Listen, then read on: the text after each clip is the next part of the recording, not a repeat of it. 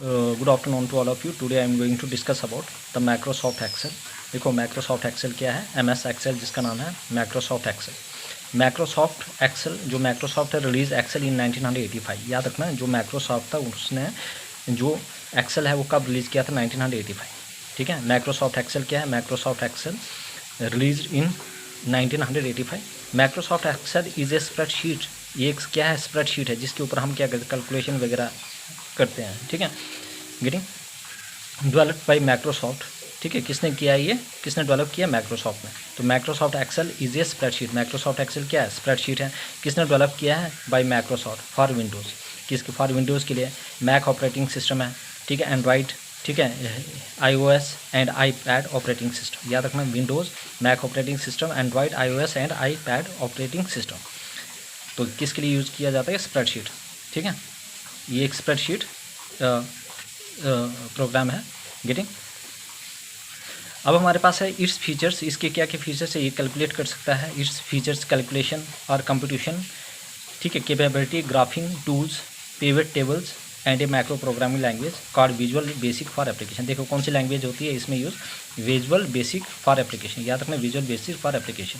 तो इसके क्या क्या हम कैलकुलेशन यूज़ कर सकते हैं, कोई भी चीज़ें कंप्यूटेशन के लिए, कंप्यूट करने के लिए, है ना, computation capabilities, graphic tools, pivot tables और मैक्रो प्रोग्रामिंग लैंग्वेज के लिए हम विजुअल बेसिक फॉर एप्लीकेशन के लिए की लैंग्वेज यूज़ करते हैं इसके लिए। एक्सेल फॉर्म पार्ट ऑफ है माइक्रोसॉफ्ट 365 सूट ऑफ सॉफ्टवेयर। याद रखना, मैक्रो जो एक्सेल है ये किसका पार्ट बनता है, Microsoft 365 suite of software. Microsoft 365 suite of software. MS Excel by default, ठीक है, इसका जो डिफ़ॉल्ट नेम्स क्या है, फाइल नेम, इसका नाम है बुक 1 या शीट 1। याद रखना, एमएस एक्सेल का जो फाइल नेम है बाय डिफ़ॉल्ट वो बुक 1 या शीट 1, कहीं पर बुक 1 होगा और या शीट 1 होगा। याद रखना, या बुक 1 या शीट 1। बाय डिफ़ॉल्ट जो फाइल नेम है वो क्या है, बुक 1 या शीट 1। एमएस एक्सेल जो है फाइल एक्सटेंशन क्या है इसकी, .xls, मतलब कि 2007 से पहले, 2007 से पहले एमएस एक्सेल की फाइल एक्सटेंशन क्या है, .xls। ठीक है, और 2007 और 2007 के बाद क्या है, XLSX, क्या है, XLSX। ठीक है, एक्स क्या है, एक्सटेंडेड। किस फॉर्म में, ये एक्सटेंडेड फॉर्म में, किस फॉर्म में, एक्सटेंडेड। एमएस, ठीक है, फाइल एक्सटेंशन आ गया 2007 से पहले x.xls, ठीक है, और उसके बाद 2007 और 2007 के बाद .xlsx, एक्स होता है extended. Getting, MS Excel open command हम कैसे ओपन करते हैं, excel.exe। ठीक है, if you want to open the Excel command तो कैसे करेंगे, excel.exe। अगर आपने एक्सेल ओपन मतलब कि ओपन करना है, ओपन कमांड करना है, एमएस एक्सेल ओपन कमांड अगर इसको ओपन करना है, ठीक है, तो कैसे करेंगे, excel.exe। excel.exe क्या है, ठीक है, MS Excel open command. MS Excel by default font size क्या होता है इसमें, मतलब देखो बाय डिफ़ॉल्ट एमएस एक्सेल के जो फ़ॉन्ट साइज़ है, मतलब अक्षर का साइज़ कितना है बाय डिफ़ॉल्ट, खुद भी खुद जो वह 11 हो जाता है। ठीक है, खुद भी खुद जो उसमें पहले से होता है। MS Excel by default font size या फेस बॉडी क्या है, वो कैलिबरी है। याद रखना, MS Excel by default font size मतलब फ़ॉन्ट फेस या बॉडी, फ़ॉन्ट फेस या बॉडी क्या है, कैलिबरी है। फ़ॉन्ट साइज़ क्या है बाय डिफ़ॉल्ट 11, फ़ॉन्ट फेस या बॉडी क्या है, वो है कैलिबरी। याद रखना, क्या है, Calibri. I hope very very important. देखो ये चीज़ें बहुत इंपॉर्टेंट है, डायरेक्ट पूछा जाता है। MS Excel by default font face या फ़ॉन्ट बॉडी, फेस या बॉडी के लिए कैलिब्रेटी मारना है। अगर फ़ॉन्ट साइज बोलेंगे तो 11 by default. Getting, I hope everybody clear. Now move to the next one.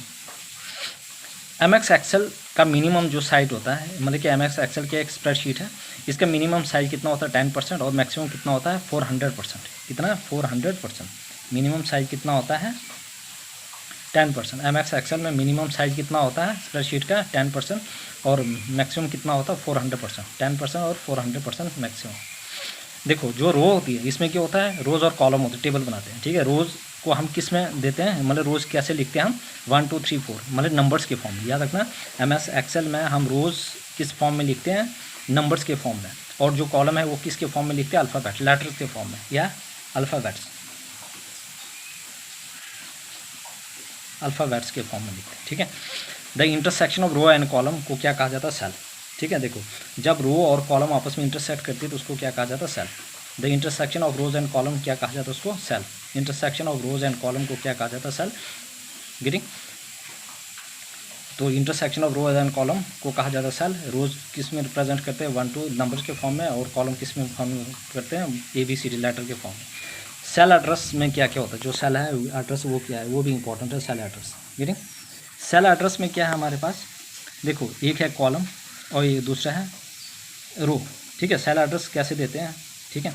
अगर हमारे पास कॉलम होगा तो हम क्या करते हैं, उसको लेटर से देते हैं, और रो को कैसे देते हैं, नंबर से। किससे देते हैं, नंबर से, ठीक है। देखो कैसे कैसे लिख सकते हैं, पहले हम लिखते हैं रो किस में देखते हैं, लेटर में। जैसे हमने बी, मतलब कि रो, ये हमारे पास क्या है, बी क्या है, कॉलम है, और फिफ्थ क्या है, रो, B5 दे सकते हैं, या ऐसे भी दे सकते हैं। देखो ये वाला गेटिंग, ये आ गया। जैसे हमारे पास इसको कहा जाता है एब्सोल्यूट A और एब्सोल्यूट 4, ऐसे भी दे सकते हैं, ठीक है। ये भी करेक्ट है, गेटिंग। या हम दे सकते हैं, ये वाला आ गया, गेटिंग। या हम ऐसे भी देते हैं, ये वाला एब्सोल्यूट B और एब्सोल्यूट 3, गेटिंग, ऐसे भी दे सकते हैं। तो इसको क्या कहा जाता है, एब्सोल्यूट,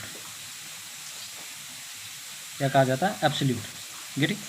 हम ऐसे नहीं देख सकते, जैसे B आपके पास आ गया कॉलम और तीसरी आगे रो और आपके एब्सोल्यूट, मतलब कि आपके पास इसके बाद ये नहीं लगता, ये गलत है, ये रिप्रेजेंटेशन गलत है, ठीक है। आप ऐसे लिख सकते हैं, ऐसे लिख सकते हैं, और ऐसे लिख सकते हैं 3, गेटिंग। लेकिन ऐसे नहीं लिख सकते, जैसे B है आगे 3 और ये ऐसे नहीं लिख सकते, ये गलत है, गेटिंग। याद रखना ये चीज़ें कैसे कैसे लिख सकते हैं, गेटिंग। ऐसे भी लिख सकते हैं, फॉर एग्जांपल हमारे पास जैसे B है, ये एब्सोल्यूट हो 3, लेकिन ये जो है ये बाद में नहीं लिख सकते, बस बीच में लिख सकते, आगे लिख सकते, लेकिन बाद में नहीं लिख सकते, ये याद रखना। फर्स्ट सेल एड्रेस को हम कैसे देते हैं, A1। पहला जो सेल एड्रेस है उसको कैसे देते हैं, A1। फर्स्ट सेल एड्रेस को देते हैं A1, और लास्ट जो सेल एड्रेस है उसको देते हैं XFD 1048,576। याद रखना, पहला जो सेल एड्रेस होता है उसको बोलते हैं हम A1 MS Excel में, और जो लास्ट सेल एड्रेस है वो है, ठीक है, XFD 1048,576, गेटिंग। अब देखो रोज़ और कॉलम को कैसे देते हैं। देखो अगर हमारे पास कॉलम 27 देना है, ठीक है, तो 26 तक क्या आता है, A से लेकर 28 से लेकर Z तक आता है हमारे पास 26, गेटिंग। अब यहाँ पे क्या होता है, जब हमारे पास अगर 27 आता है तो यहाँ पे हम क्या लिखते हैं, A, क्या लिखेंगे, A और E। 27 के लिए क्या देते हैं, A और E। अगर 28 होगा तो हम लिखेंगे A और B, 29 होगा तो, ठीक है, A और C, 30 होगा तो हमारे पास A और D एंड सो ऑन, ठीक है। यही कॉलम अगर 27 लिखना होगा तो A, 28 लिखना होगा तो AB, 29 A और AB, और 31 लिखना होगा तो ये चीज़ें चलेगी, गेटिंग। अब हमारे पास है जैसे रो और कॉलम, मतलब 2003 और 2007। 2003 पर कितनी रो होती थी हमारे पास, 65,536, कितने थी, 65,536, और कॉलम कितने थे, 256, 65536, कितने थे उस टाइम, मतलब 2003 में 65536, और कॉलम कितने थे, 256। लेकिन 2007 में कितने हो गए, 1048,576, और कॉलम कितने आ गए, 16384, याद रखना, ठीक है। 2007 में कितना हो गया, 16384, और रो कितने हो गए, 1048,576। तो 2003 में कितने रोज थे, 65536, ठीक है। कितने थे 2003 में रोज, 65536, और कॉलम कितने थे, 256। और 2007 में कितने हो गए हमारे पास रो, 1048,576, और कॉलम कितने हो गए, 16384, getting. I hope everybody clear. Now move to the next one. देखो हमारे पास जो भी सेल एड्रेस होता है वो मेंशन किस में होता है, नेम बॉक्स में, याद रखना। इसमें मैं चार्ट भी दिखाऊंगा, पहले ये चीज़ तो पता होनी चाहिए, ठीक है। सेल एड्रेस किस में मेंशन होता है, नेम बॉक्स में, very very important. Cell address किस में मेंशन होता है, नेम बॉक्स में, याद रखना। जो सेल का एड्रेस होता है वो कहाँ हम देखते हैं, हम नेम बॉक्स में, ठीक है। सेल की वैल्यू जो होता है, जो हम वैल्यू वहाँ पे आती है, ठीक है, वो आ गया आपके पास फॉर्मूला बार या विद इन द सेल, कहाँ दिखती है वो, ठीक है। जो वैल्यू है सेल एड्रेस की वो कहाँ पे दिखती है, वैल्यू ऑफ सेल एड्रेस कहाँ पे दिखती है, फार्मूला बार या उसी सेल में। रोज़ की जो हाइट है वो हाइट कितनी है, 409 पॉइंट, याद रखना। फॉन्ट की जो साइज़ है वो किस में मेजर करते हैं, पॉइंट में, याद रखना, वेरी वेरी इंपॉर्टेंट, ठीक है। रोज़ हाइट कितनी होती है, 409 पॉइंट। कॉलम की विड्थ कितनी होती है, 255 कैरेक्टर, याद रखना। कॉलम की विड्थ कितनी होती है, 255 कैरेक्टर, 255 कैरेक्टर। कॉलम की विड्थ कितनी होती है, 255 कैरेक्टर, और उसकी हाइट होती है 409 पॉइंट्स, ठीक है, हाइट कितनी होती है 409 और विड्थ कितनी होती है 255 कैरेक्टर। सेल का मैक्सिमम कैरेक्टर कितना होता है 32767। मैक्सिमम कैरेक्टर कितना होता है सेल मैक्सिमम कैरेक्टर, ठीक है, सेल का जो भी मैक्सिमम कैरेक्टर होता है वो कितना होता है 32767। 32767 कितना होता है 32767। Font size provided by application, क्या क्या फ़ॉन्ट साइज देते हैं देखो, मैक्सिमम कितना देते हैं हम फ़ॉन्ट साइज 72 और मिनिमम कितने देते हैं 8। याद रखना, मैक्सिमम कितना देते हैं 8 और मैक्सिमम कितना देते हैं 72 और मिनिमम कितना देते हैं 8। मैक्सिमम कितना देते हैं 72, मैक्सिमम कितने देते हैं 72 और मिनिमम कितना देते हैं 8। Font size manually by user, मतलब जो भी यूज़र है, ठीक है, मैनुअली कितना मिलता है, मतलब जो खुद यूज़र लिखता है, ठीक है, मतलब फ़ॉन्ट साइज जो मतलब वहीं पे ऑलरेडी बाय डिफ़ॉल्ट प्रेजेंट होता है वो होता है 8 से लेकर 72, मतलब 8 मिनिमम 72 मैक्सिमम। लेकिन जो मैनुअली जो यूज़र खुद मतलब डालता है तो मिनिमम कितना है 1 और मैक्सिमम क्या है 409 पॉइंट। याद रखना, जो यूज़र मैनुअली जो फ़ॉन्ट साइज होता है वो होता है मिनिमम 1 और मैक्सिमम होता है 409 पॉइंट, ठीक है, वेरी वेरी इंपॉर्टेंट।